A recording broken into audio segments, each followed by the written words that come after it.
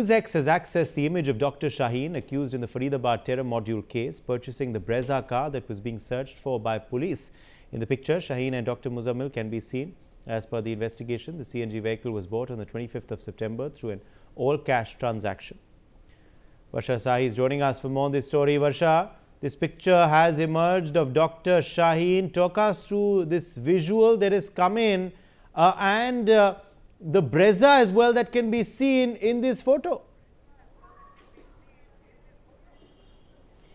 देखिए, बिल्कुल जिस तरीके से शाहीन और मुजम्मिल के साथ ये जो फोटो सामने आई है, इसमें साफ तरीके से देखा जा रहा है कि वो ब्रेज़ा कार जो पहले तलाश की जा रही थी, उसके बाद पुलिस को बरामद हुई थी, वो ब्रेज़ा कार शाहीन और मुजम्मिल ने एक साथ खरीदी थी। और किस तरीके से इन कारों के द्वारा वो सारी ब्लास्ट की जो तैयारी थी वो भी की गई थी। शाहीन और मुजम्मिल, क्योंकि ये साफ बताया गया था कि ये दोनों बॉयफ्रेंड गर्लफ्रेंड थे और जिस तरीके का इनका रिलेशन था वो साफ तरीके से दर्शाता है कि ये कोई भी चीज़ कर रहे थे तो वो साथ में कर रहे थे। क्योंकि जब शाहीन का तलाक हुआ था उसके बाद 2013 के बाद शाहीन लगातार बाहर गश्त कर रही थी, बाहर लोगों से मुलाकात कर रही थी। उस समय मुजम्मिल से उसकी मुलाकात हुई थी और मुजम्मिल और शाहीन के बारे में जिस तरीके से साफ उसका रिलेशन डेवलप दिखाया गया है, उसमें ये साफ तरीके से नजर आ रहा था कि इन दोनों ने जब अपने काम को शुरू किया था तब इन दोनों ने पूरी तरीके से इस गाड़ी को खरीदा भी था, पूरी प्लानिंग भी कर रहे थे। और मुजम्मिल और शाहीन जिस गाड़ी से चलते थे और जिस गाड़ी में AK-47 बरामद हुई थी, और ये बताया जा रहा था कि मुजम्मिल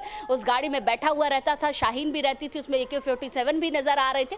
तो ये सारी चीजें इस ब्रेज़ा कार से की जाती थी। और किस तरीके से दिल्ली ब्लास्ट की प्री प्लानिंग चल रही थी। दिल्ली ब्लास्ट की प्री प्लानिंग में बहुत सारी चीजें निकल कर आई।